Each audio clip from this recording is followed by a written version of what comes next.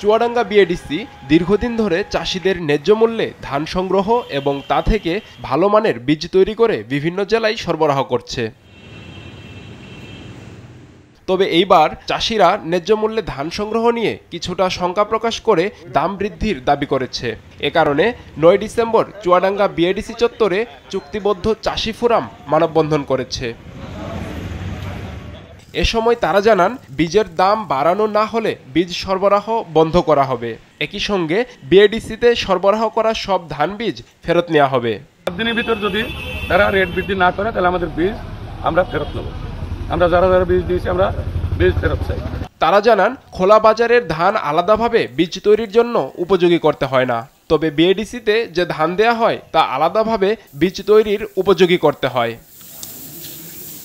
আউশ মৌসুমে বিএডিসি যে দাম প্রস্তাব করেছে তা খোলা বাজারের দাম থেকেও কম।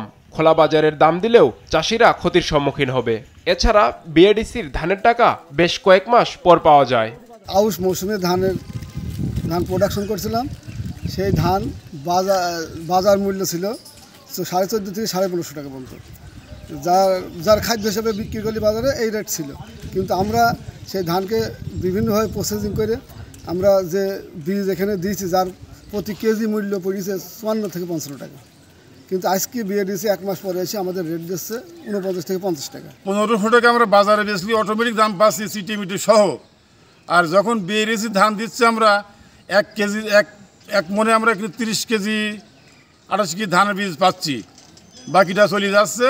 এত পরিচর্যা করার পরে আমাদের 2000 থেকে 2100 টাকা মন আমাদের পড়ে যাচ্ছে আমাদের হাতে। তারপরে দেওয়ার পরে আমাদের যে রেটটা বিএডিসি দিচ্ছে তাতে করে আমাদের ব্যাপক লস আসছে, খাদ্য হিসাবে ছাড়াও লস আসছে আমাদের। এটা আমি কর্তৃপক্ষকে আকুল আবেদন জানাচ্ছি। আমাদের এই চুয়াডাঙ্গা বিএডিসি থেকে আমি বলছি, বারবার বলছি, আমরা পা ফাটা চাষি মানুষ, অনুরোধ করছি এই পা ফাটা চাষির দিকে যে তাকাই, আমরা চাষ করি খাই, আমাদের হাট পয়সা ফাটা, আমরা চাষি মানুষ স্যার, আপনাদের অনুরোধ করছি আমাদের বিএডিসির ধানের বীজটা 60 থেকে 65 টাকা দাম দেওয়া হয়, না দিলে ধান আমরা দিতে পারবো না।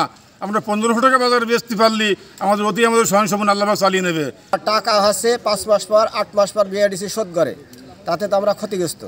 এখন যে আমন উঠছে, আমন উৎপাদন করে বিএডিসি যে আমরা দেবো, কীভাবে দেবো? এটা তো আমাদের পক্ষে অসম্ভব।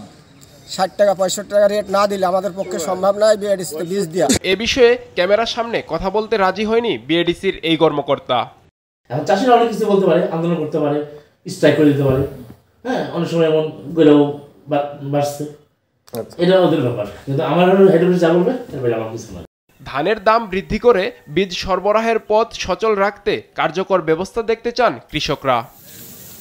নিউজ ডেস্ক, দেশ টিভি।